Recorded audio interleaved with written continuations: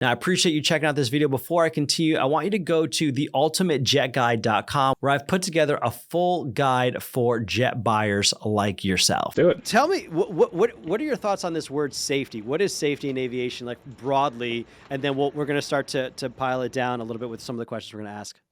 I have a great mentor, and I kind of side with him on this one. We hate the word safety. I think it has been ruined over the years. I think too many people now have a negative connotation when you think of the word safety.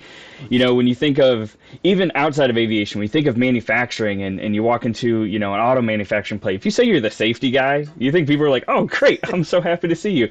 You know, unfortunately, it's the same way in aviation, and we have tried, at least I have over the years, and I know a lot of the people I work with have tried over the years to change the mindset of safety. You know, we want to be viewed as proactive. We want to be viewed as a team of service. We are here to assist you to have the most comfortable work experience possible, to send you home in the same way possible, to let you understand that it's our responsibility to teach and to be a resource for all of our team members.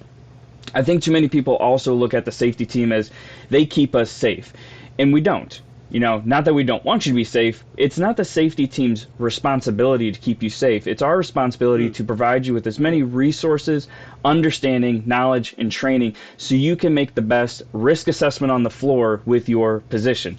I want them to feel empowered to look at their daily operation and know that if they perform their duties properly, that they are inherently going to be safe. Safety and quality should be a byproduct of a well-rounded organization. So and you know, Constant and FlexJet both have the exact same mentality of, we want to write our policies, procedures, and the outlook of the organization in a way that is going to serve everybody it touches the proper way. And if our guys on the floor and our people operating our aircraft are following our procedures and adhering to the training we have out there, safety is an incredible byproduct of that. All right, it shouldn't be two separate things. It should be, if I'm operating the correct way and utilizing my policies the correct way, safety is going to be a great byproduct of that.